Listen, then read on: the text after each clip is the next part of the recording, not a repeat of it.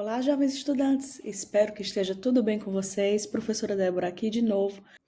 Vamos dar continuidade ao nosso curso de Design de Interfaces Gráficas, hoje falando de cenários de uso.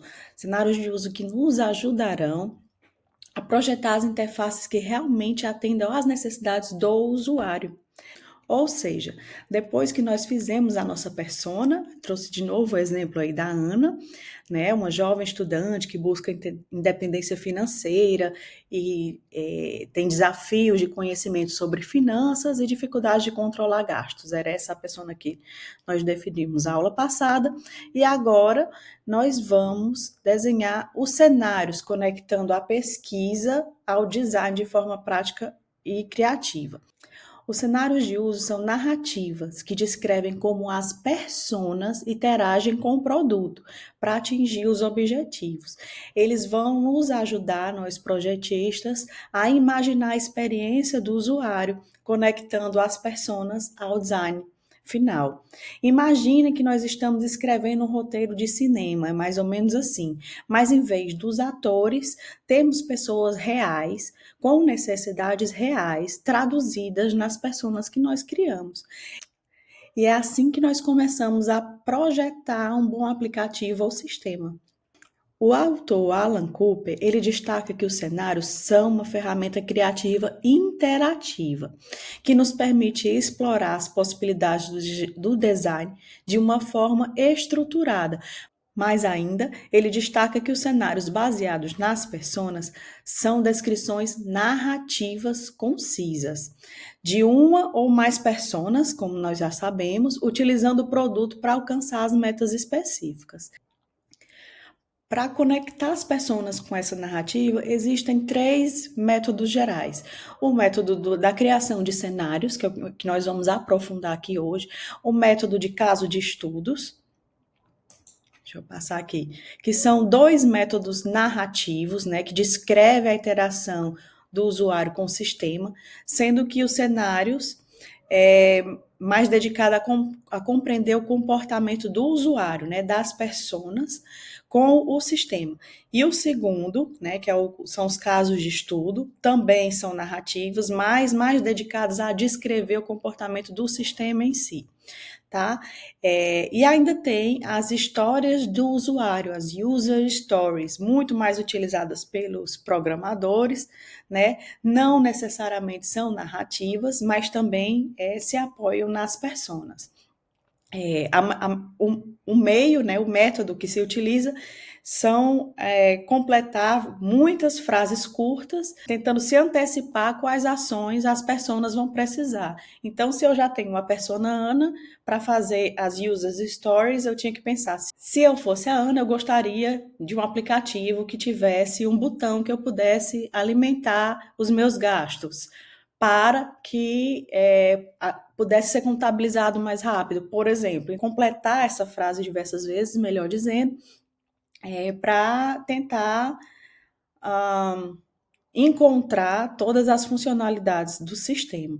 Tá? Também é baseado nas personas, mas sem a criação das narrativas completas, como os dois métodos que temos para definir para encontrar e definir essas funcionalidades, né? E propor. Existem três tipos de cenários. O primeiro deles é o cenário de contexto. O cenário de contexto, ele é desenhado, nessa narrativa é descrita antes mesmo de se pensar no design da interface do produto, nas suas funcionalidades.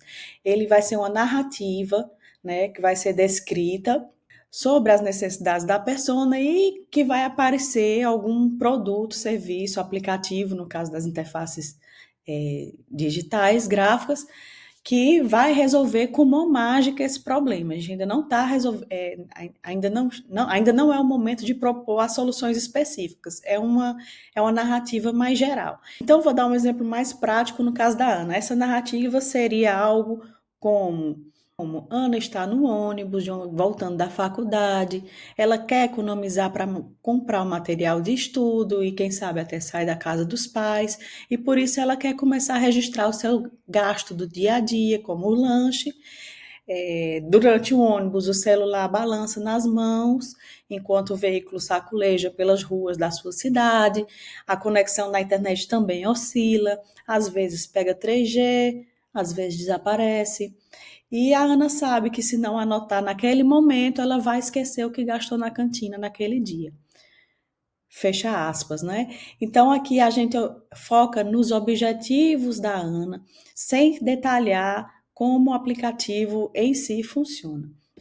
O segundo tipo são os cenários de caminho principal. Esse tipo de cenário, ele já é apresentado, mas quando já se fez um primeiro framework, né, um primeiro sketch, um primeiro rascunho da interface do produto. E aí vai se entrar nos detalhes, né? Esse tipo de cenário, ele vai descrever como a persona interage com o produto. Por exemplo, a Ana abre o aplicativo, registra o seu gasto com o ônibus, aparece uma mensagem de alerta: você gastou 70% do seu orçamento de transporte. Aqui a gente já pensa nesse cenário como os botões funcionam, qual seria a ordem das mensagens, os fluxos. É claro que eu estou dando exemplos muito curtos, muito concisos, mas é só para a gente entender a diferença dos três. E o terceiro tipo de cenário já é depois de feitos os ajustes do produto, né? Depois que foi feito o cenário principal, criou-se o produto, e aí vamos fazer o cenário de validação. É um fechamento, né? Uma parte de testes finais, e eles são baseados em fazer perguntas do tipo e se, não é? E se o celular da Ana for antigo? Então, o aplicativo vai precisar ser leve, né? Então, e se a Ana perder o sinal? Então, o aplicativo vai ter que funcionar em modo offline. Então, são esse tipo de perguntas que são feitas validar para validar o produto de forma geral. Vistos os três tipos de cenário, agora vamos aprofundar um pouquinho mais em cada um deles.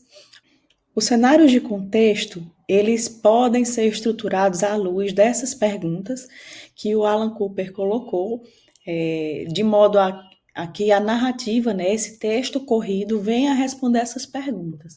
Então, a primeira pergunta seria: em que ambiente o produto vai ser usado? No caso da Ana, podemos responder que o aplicativo vai ser utilizado no ônibus e também em casa, com possibilidade da internet instável, não é? E o produto será usado por longos períodos? O que se estima, no caso da Ana, é que ele vai ser usado de 5 a 10 minutos por dia, muito provavelmente nos transportes, mas ele precisa de informações rápidas. E a outra pergunta diz: a persona costuma ser interrompida durante o uso? No caso da Ana, a gente sabe que sim, não é frequentemente, por mensagens da faculdade, aplicativo de mensagens rápidas e todos os aplicativos que os smartphones tendem a fazer alertas. Então, ela vai sim sofrer muitas interrupções. Aí a próxima pergunta diz assim: várias pessoas vão compartilhar o mesmo dispositivo? Como, por exemplo, um celular para muitas pessoas, como aplicativos de estudo que a mãe usa, o filho usa, né, os vídeos. Então, no caso da Ana, ela sozinha vai usar, porque é o celular pessoal dela. Então, não vai acontecer isso. A próxima pergunta diz: com quais outros produtos ele será usado junto? Por exemplo, vai ser usado junto com o WhatsApp, com o aplicativo de banco, com o aplicativo de planilha. No caso da Ana, estima-se que ele precisa interagir com o aplicativo do banco e talvez com planilhas de gasto também.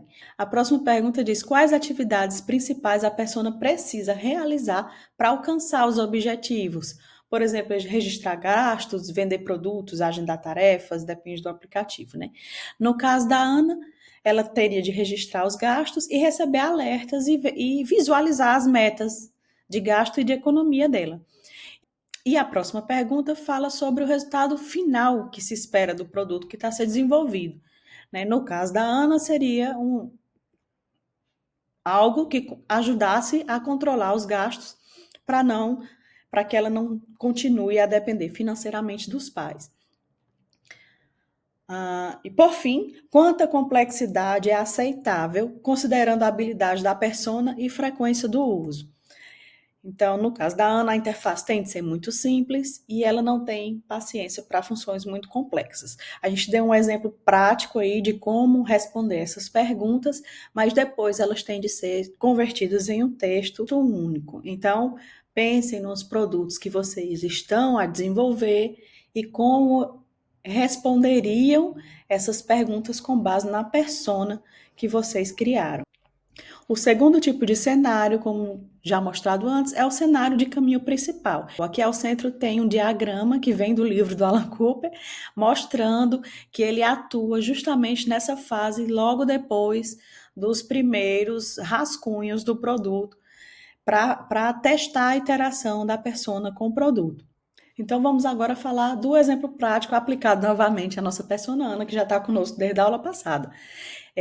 Nesse cenário de caminho principal, o passo 1 acontece quando a Ana está ainda dentro do ônibus, pega o celular e vê logo o ícone na tela inicial com o seu aplicativo Minha Economia. Tem até uma ilustração do aplicativo, né? Nós materializamos ele aí a nível pedagógico.